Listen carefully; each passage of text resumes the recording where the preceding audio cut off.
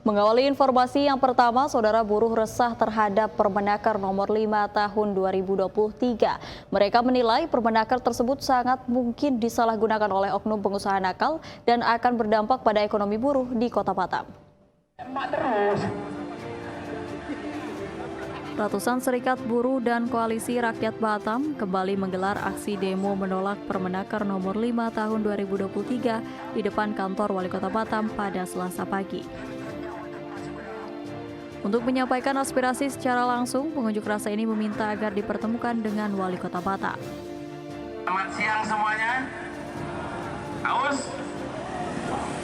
Terima kasih.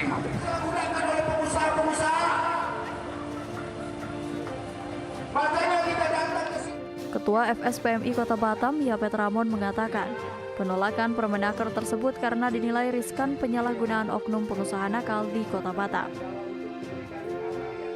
Dalam Permenaker, pengusaha yang bergerak dalam bidang ekspor diizinkan menerapkan upah 75% dari upah minimum.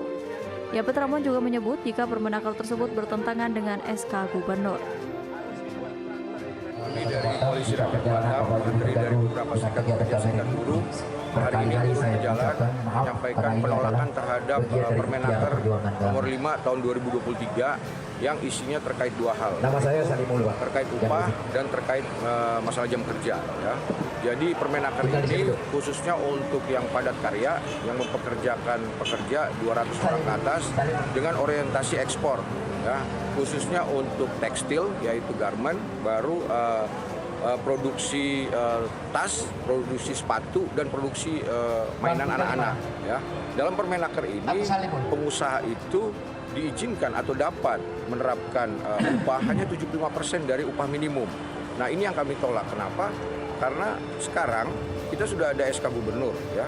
Lalu kenapa kok Permenaker ini mengizinkan dengan membayar upah hanya 75%? Nah, mereka beranggapan bahwasanya global sedang krisis, ya. Bahan baku sulit untuk didapat. Nah, alasan itu yang membuat lahirnya Permenaker ini. Cuma secara hierarki hukum, Permenaker ini bertentangan dengan undang-undang yang ada atau aturan yang ada di atasnya. Seperti misalkan contoh terkait dengan SK Gubernur. Di dalam SK Gubernur disampaikan bahwasanya upah minimum itu contoh di Batam 4.500.000 dan pengusaha tidak boleh membayar upah di bawah upah minimum, ya. Nah, upah yang sudah ditetapkan lebih tinggi dari upah minimum tidak boleh dikurangin. Itu di dalam SK Gubernur. Nah, artinya Permenaker ini bertentangan dengan SK Gubernur. Selain itu, buruh meminta agar pemerintah mengeluarkan surat himbauan kepada seluruh pengusaha untuk tidak mentaati Permenaker tersebut. Begitupun masalah jam kerja, buruh menilai Permenaker yang baru dikeluarkan pada awal bulan Maret tersebut sangat merugikan buruh. Jika menjelang Lebaran ini pengusaha menerapkan Permenaker nomor 5 tahun 2023 menjelang Lebaran ini dipastikan dapat mengganggu ekonomi buruh di Batam. Kita minta kepada pemerintah kota, ya, melalui dinas terkait untuk mengeluarkan surat himbauan. Ini yang paling simpel, ya. Jadi menghimbau kepada seluruh pengusaha agar supaya jangan membayar upah mengikuti Permenaker ini. Ya, itu bahaya. Lalu yang berikutnya juga terkait dengan jam kerja, ya. Ini jam kerja ini dengan Permenaker ini artinya flexible hours, working hours itu bisa dilakukan. Kenapa? Contoh misalkan 40 jam dalam seminggu, ya, dengan 5 hari atau 6 hari kerja dalam satu minggu. Nah, apabila bahan baku tidak ada, maka pengusaha bisa merumahkan pekerja-pekerja tersebut dengan status cuti dipotong atau upah tidak dibayar. Seperti itu. Ini yang berbahaya. Ini yang ada tertentu dalam Permenaker ini. Nah, makanya kita minta sama pemerintah kota untuk mengeluarkan surat himbauan untuk menghadapi hari raya ini, jangan sampai Permenaker ini diterapkan. Memang Permenaker ini hanya berlangsung sampai 6 bulan, ya.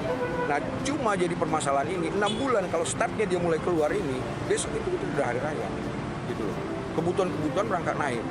Nah, bagaimana kawan-kawan buruh untuk menghadapi hari raya ini jika upahnya dipotong, gitu loh. Cutinya dipotong, ya, tidak bekerja lalu gajinya juga dipotong. Ini yang kami tidak terima. Buruh berencana melakukan gugatan ke Mahkamah Agung terkait keluarnya Permenaker tersebut. Bangun Selendra melaporkan dari Batam.